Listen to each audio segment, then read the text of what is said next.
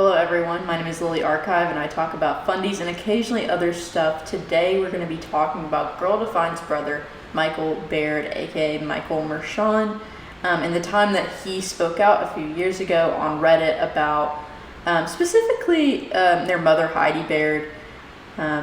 That's the main thing that we're going to talk about. Also some other things that he speaks on in this Reddit AMA. Today's video is a little bit heavier of a topic. He comes out against Heidi for some child essay claims.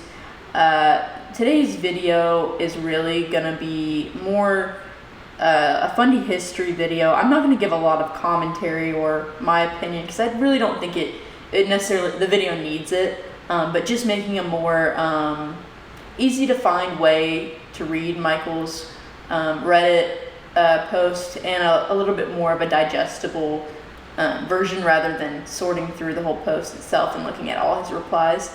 But let's jump right into it. So one of the reasons that this post is so hard to read and kind of find and sort through on Reddit is because it's actually 3 different posts that he made.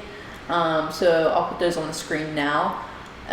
He also explains his name is actually Michael Baird, but he changed it to Mershon for some family reasons. A lot of their brothers, I think actually all of their brothers have changed their names to Mershon. I also need to note that this post, or the post that he was making from his Coach Mershon account, are mod verified. They verified through their methods that this is actually Michael Mershon, so take that how you will. So his first real post where he explains was actually posted to Fundie Snarky Snark, which from what I understand is where people snark on people who snark on fundies. Getting real meta there, but he says he's the oldest Baird child, don't align with much of anything of what his sisters say. They get enough hate and don't need it from me. Appreciate that actually. I will not talk shit about my sisters despite disagreeing with them. That being said, much of what they preach is fundamentalist and does damage, but they are just pawns in a larger game. That statement, I agree with that. Pawns in a larger game. I think that they're trying to move away from a lot of things, but they refuse to acknowledge that they did used to say very opposite things, and they're like, well, that was wrong, but they're not like, I'm sorry. They're like, oh, it is what it is. But Michael goes on to say, if you made it this far and your head doesn't explode from the mention of Girl Defined, then let me tell you why I'm here. I'm here to speak my truth about the abuse I suffered at the hands of my parents, but specifically my mother. I was raised in the Gothard ATI world. Okay, break. So they have gone back and forth based on their narrative, Girl Defined, on if they actually were involved with anything IBLP, if they were members. They like to downplay or upplay, or I guess tell the truth about their involvement based on the point they're making or their narrative. So we kind of, other than what Michael said, I don't think that we have even a good idea of how into that they were, but let's continue. I was homeschooled my entire life and was a victim of ongoing abuse of multiple kids. I am a survivor of CSA by a female neighbor when I was around 7. I know my mother knew about it because she walked in on it happening. It has never been spoken about to this day, and if that were the only time, that would have been bad enough. I was also groomed and abused at around 11 by a male neighbor at our house. He goes into more detail if you want to read that on the page. I'm not going to say that out loud. I was made to feel like a victim and that it was my fault, which led to repressing memories that didn't surface till I was in my 30s. It's been roughly 5 years since I started dealing with my past abuse, and to this day have not received anything close to a sincere apology from my mother, Heidi. To this day, my mother accuses me of living a victimhood mentality that I need to take to God and let him heal for me. My mother is a toxic person, and nothing that you see on her post is authentic or real. As if you needed to tell you, as if you needed me to tell you that. I cannot change what has been done to me or get years of my childhood I was robbed of back, but I can do my part to prevent her from hurting anyone else. I have attached a screenshot of one of our recent texts I got from my mother blaming me for subjecting myself to, I think he meant clinical, he said cynical, counseling system that will keep me stuck, and also stating that I am making victimhood an idol. Judge for yourself if you believe that is true or not, and use it however you want to, but I have nothing to gain except freedom from the oppression I have lived with for so many years. I'll show you the text in just a second, but obviously that is just terrible. That is awful. One of my big things, I'm not offended by much at all, but I think that my main thing that I am offended by is especially your own kids. If you don't treat your own kids well, I just think that is so scummy. You only have, if you have one kid, you only have one chance, especially in their childhood, to do things right. And if you don't do that, I'm just very critical, I think, in my mind of people. I mean, this is just terrible. You don't need to hear that from me, obviously, you guys know. But let me pull up the text. So here's the text he's saying that he got from Heidi. I keep on screenshotting this, and for some reason it looks blurry on my end, so I'll just read this out for you guys. I hope you can see it if you do want to. I'm not sure though.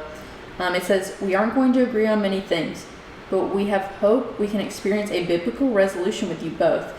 She's meaning him and his wife. She goes on to say, "What we hear from you both is a lot of anger, fear and control, and blame shifting. After years of counseling, why is there still so much bitterness and judgment? It seems that you're trapped in a cyclical counseling system that has never had an end."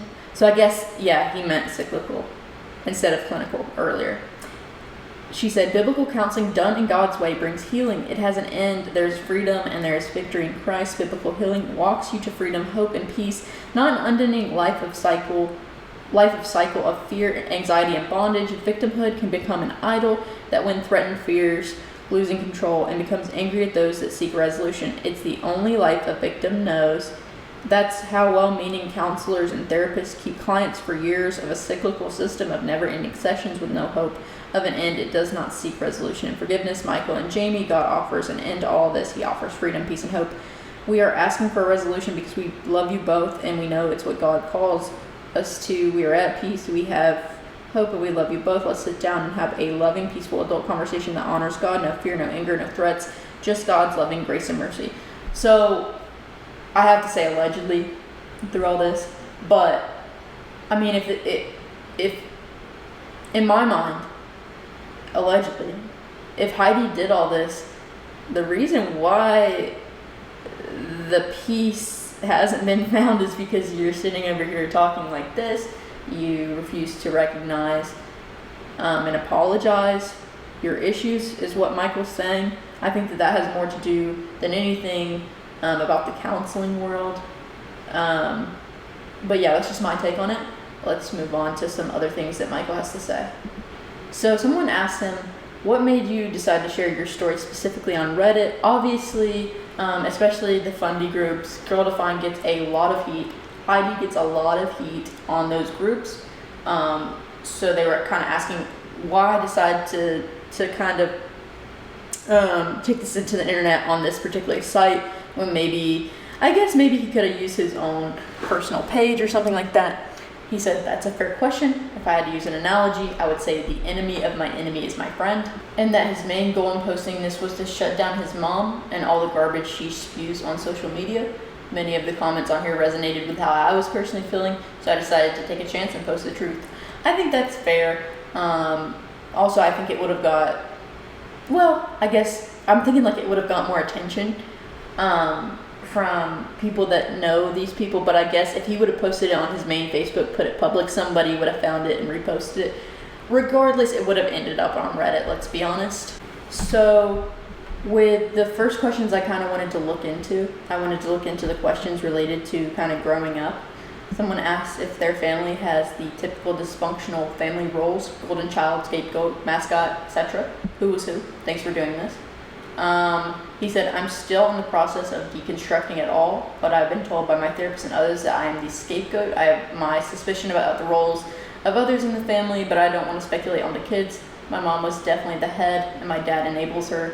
That's kind of how Ethan Plath, however you may feel about him, said that, Kim was kind of the neck that turns Barry's head. While he might appear to be the head of the household, she's really behind the scenes running everything. I think that's how a lot of these families are, with the exception of a few. Like, I think the Rodriguezes are like that, the Plath, this family. But I think that families like the Duggars, the Bates, are actually genuinely run by the man. But so that kind of gives you a little background on his growing up and his siblings. So someone else says, 1, were your parents supportive of your marriage? 2, are you used by your parents as a cautionary tale for your older siblings about what happens when they stray from Jesus? 3, you said your mom is the head of the household, your dad enables her. How does your mom basically controlling everything and everyone fit into the narrative of what gender roles are supposed to look like? He said, 1, that's a complicated answer, but I'll try my best. They have said they totally support us, but my mom has also come over under false pretenses while my wife was gone and had lengthy conversations about how bitter and resentful she was. My mom also openly demeans my wife's field of secular counseling on social media. I haven't seen that, but I also don't pay like a ton of attention to Heidi's social media because I kind of find it boring. He goes on to say, my wife has always felt like she was on the outside of the group of girls in the family. We're told we're supported to our faces. Actions as a whole don't back that up. 2, my mom has delved out all kinds of punishments that my counselor has confirmed were designed to humiliate me. So I would say that's affirmative. Some examples would be things like having my bedroom door taken off, being kicked out of my room, and being forced to sleep on a cot in our schoolroom with only 3 open shelves to put my stuff on. After I moved out of the house, I was told on at least 1 occasion that I could not come back to the house until I stopped my bad behavior. 3, I am still making sense out of this aspect, but there was always a public-facing family and a family behind closed doors. Are there any siblings you still have a solid relationship with / support you in your healing journey? Any of them particularly you were close to growing up?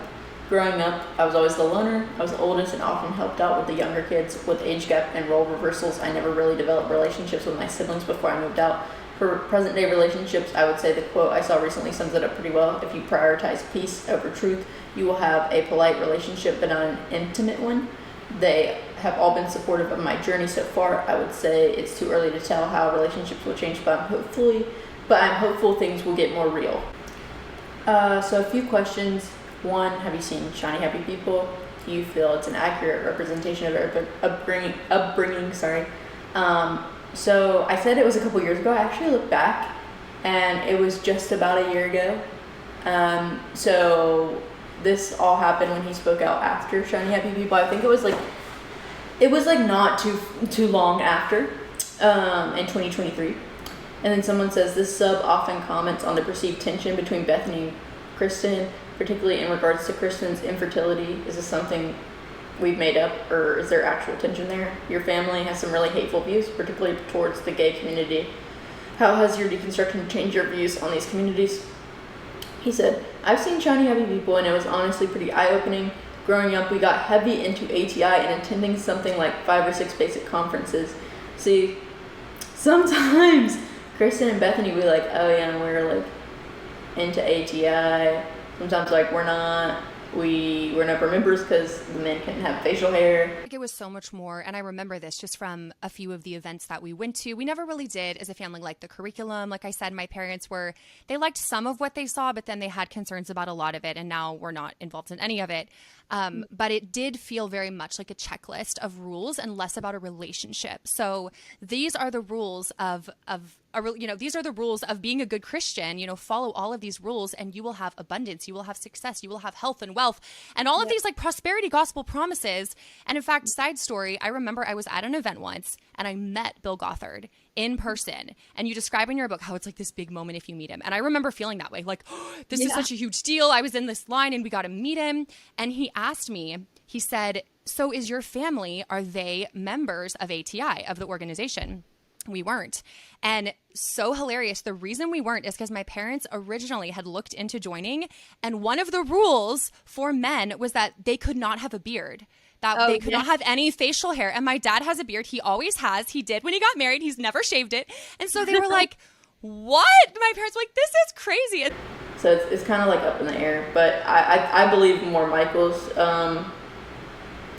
recollection of what happened. He said, a couple years from graduating high school, I was convinced that going to the ALERT Academy, the same paramilitary wing that was mentioned in the documentary, I was dropped off for basic. A couple days after I graduated high school, I went through all 3 phases. To be fair to them, I can't comment on anything specific to my siblings and their relationships or thoughts. I doubt he would even know that. I don't think that he's like close enough with them to know that. He said for the last part of the question, I think that is super divisive issue. I have never had a stance I was willing to stand publicly on, and I have not gotten to that specific issue in my deconstruction yet, so I can't answer specifically. Someone asked what his homeschool experience was like. Curious how involved the parents were. Felt like you received an adequate education. He says, I don't have much to compare it to, but the word that comes to mind is isolating. It got to the point in high school that my parents threatened to send me to public school if I didn't shape up. I wonder what he means by that. But anyway, that would have been a dream if I had been able to develop any social skills at all. I was the most socially awkward kid ever, terrified of being out in social situations for most of my upbringing. I do feel like for all the faults of homeschooling, I did get a good education in the sense of book learning. It was largely due to my dad. The older I got, the less involved my mom was. Completely failed in almost all other areas, but hey, gotta take the small wins where you can. So someone asked about the disturbing way his mom and sisters process harm and trauma of an upbringing steeped in shame and self-doubt. Why have they chosen to be so open, more like blasé about their deepest issues, while trying to pretend it's all normal and okay? How has this practice of coping developed between female and male members of the family? How are you doing as you go through your healing process? He says, I honestly don't watch very much of my sister's content, so I'm not entirely sure what they've shared about their experience. I mean, I only watch it to make videos at this point. Their stuff is very repetitive. He says, I think I get the essence of your question, so I'll try to answer as best as I can. From my perception, there are pretty dramatic differences in the way that my sisters were raised versus how I was raised. For myself, I was taught no coping skills, and from a young age was conditioned to stay quiet and be compliant. The overall theme I remember from my childhood and that things were swept under the rug and not really dealt with. I do think my sisters have some of that mentality today, sweep it under the rug, and if it won't fit, then minimize and distract. I'm taking this day by day, many ups and downs, grateful to be finally dealing with the underlying trauma.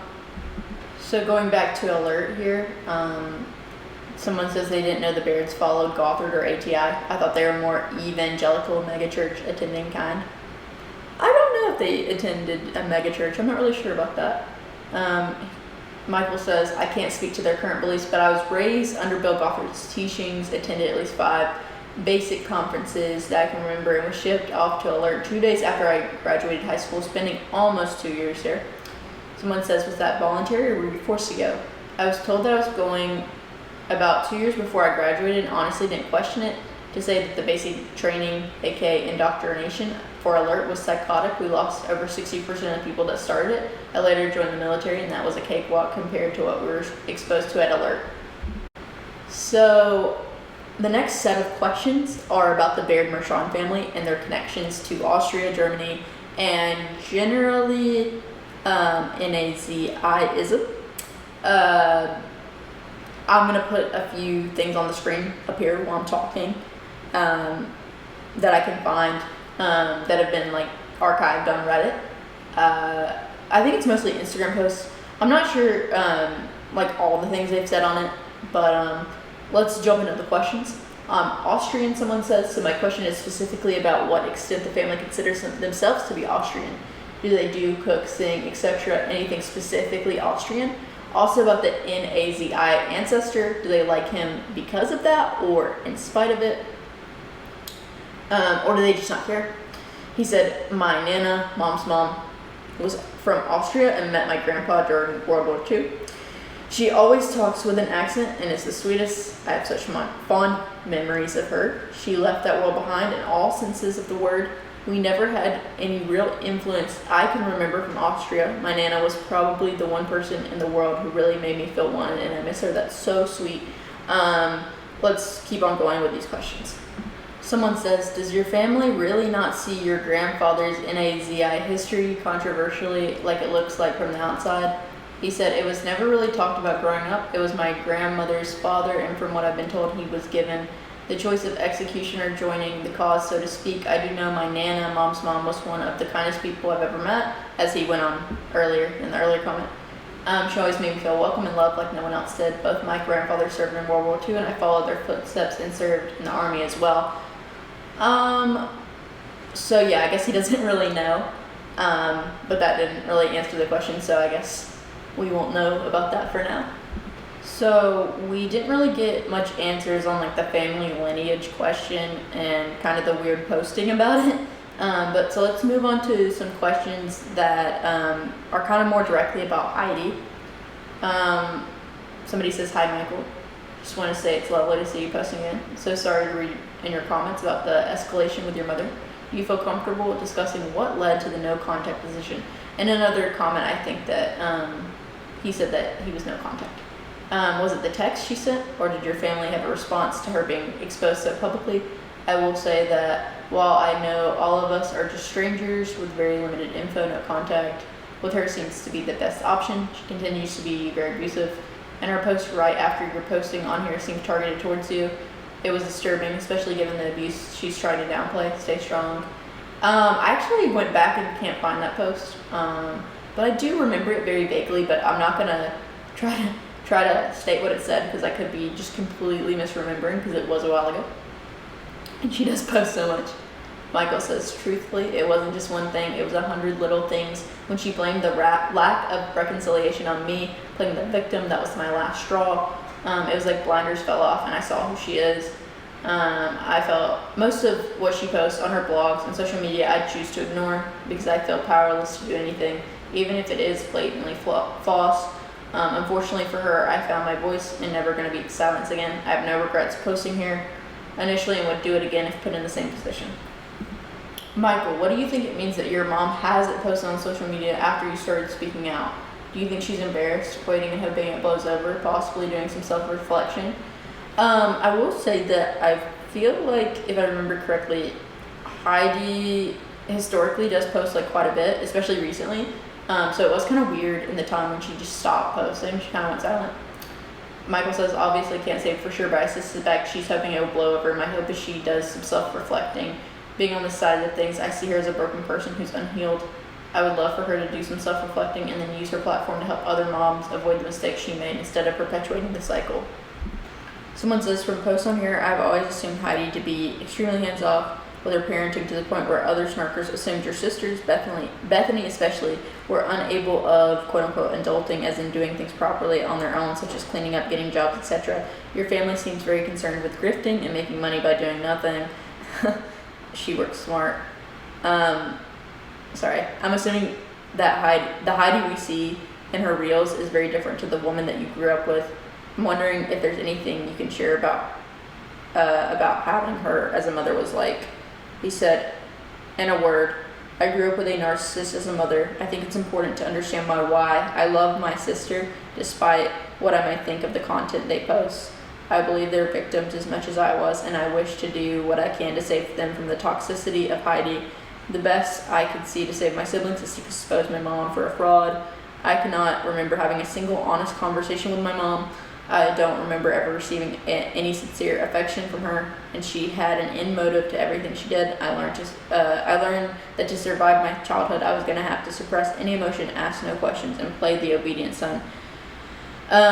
Image was, from what I can see, is everything to her. I experienced many forms of punishment, from being spanked so hard wood spoons broke, to being forced to move from a bedroom in the main house to a converted garage. They made a portion of it into a bedroom so my sister could have her own room. I was kicked out of the house by my mom on several occasions in my teenage years. I had a bedroom door removed on multiple occasions because I either slammed it or locked it without permission. Other times I was removed from my room and forced to live in a cot in our schoolroom with 3 open shelves for my things. I was basically a warning to all the other children in the house of what can happen if they disobey. I felt deeply for my sisters as they grew up with the same mother. This is from my perspective, so I cannot speak for them, but I can speak to what I saw and how I perceived things. For the girls, school was never an option, and they were raised to be married off to men that my mother approved of. I felt deeply for them because they were essentially turned into many versions of her. I understand the hate they receive on here, and I would say that they are simply pawns in my mother's world. I'm making it my mission to stop her from hurting any more people, and the best way I see to do that is to speak my truth despite what my family might say or think of me. Someone asked him to assess how much clout she really has inside her community and in the wider fundamentalist realm, and has that changed over time. He said, I don't know specifically, but I do know she mentors many, many women, and her message gets amplified as long as she has control of my sisters and their girl-defined platform. It's my hope that by speaking out, the truth will make it to where people that still believe that truth will make it to the people that still believe the nonsense she spouts.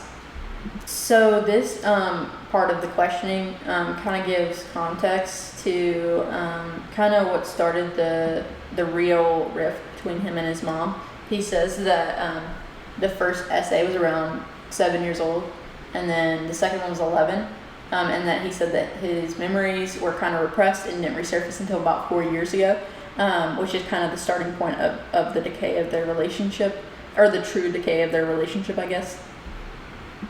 Someone says, she's trying to tell you not to be a victim while she plays the victim. She's casting blame on you while not being capable of being helpful or supportive to you. She did nothing to protect you, yet she's blaming you. I'm sorry that you have to deal with that. May I ask, where's your father? Is he similar to your mom? He said, I remember my dad being much more compassionate and caring. I've had authentic conversations with him in the past, and he's been very willing to help whenever I needed anything. He's been silent on the subject, but he is also very different personality-wise, so it's hard to say for sure where he is in all of this. He goes on in this question to say that his dad has been and continues to be a silent partner and enabler to her. He said he used to believe that he was a good guy, but in reality he's weak and cowardly for never having stood up to his wife. So now for these set of questions, we're going to be looking into more about what he says about how his life is now. Somebody says, what does your life look like now? Pretty simple. He said, to be honest, it's been challenging lately, very challenging lately. I had to cut ties with my parents and go no contact with them as of last weekend. So all of this at the time in 2023 was really coming to a head. He said, my wife has been extremely supportive. I'm in therapy with a therapist that understands religious trauma. Therapy has been helpful in allowing me to begin to understand and deal with all the damage it's done. After living for so long like a zombie with no concept of feelings, much less how to deal with them, I'm trying to allow myself to feel. I'm doing my best to allow myself to feel the feelings that I was never allowed to feel as a kid. It is extremely uncomfortable, but it's also forward progressing, so I try to look at it as a good thing. Right now, I'm focused on healing and doing what I can to spark real conversations with my siblings about our family. Somebody says, I want to acknowledge how hard your journey is. It's a hard thing to have to put up a wall between you and your family of origin for your own mental health. I wish you peace. The same person says, which of your siblings are you closest to? If you are with any of them, do you see that changing as you distance yourself from your parents? He said, it's sad, but I'm not very close to any of them, or at least not as close as I would like to be. It's my hope that we will all get closer as real conversations are had. Someone asked if his sisters are supportive. I think they probably mean specifically Bethany and Kristen, but they do have 3 other younger sisters. He says that's yet to be determined, but they have expressed support, but what they do or don't believe, I couldn't tell you. Someone asked if his upbringing was very isolated and if he will homeschool his kids. Michael says it was extremely isolating. I was definitely the loner and found that I could survive the best by staying invisible. He said, I do have kids, and we have no intentions on homeschooling. Alright guys, those were all the questions that I collected from Michael, Baird, Mershon's AMA, I guess, on Reddit. If you have any questions or if you feel like I missed anything, please comment below. I'm also currently working on getting this mic set up better. I don't love how it sounds. I have this Yeti microphone, the one that most people, or a lot of people have. If you have any tips on how to optimize that, I would really greatly appreciate that. You can message me at my Instagram, fundie meme archive. It's so funny, I don't even know my own Instagram link. I should probably have looked that up before I just said this. Or you can just comment down below. I see pretty much every comment, except for like on those, what's it called, 7 Passengers video that kind of blew up. I don't read all those. But yeah, I really appreciate you guys watching this.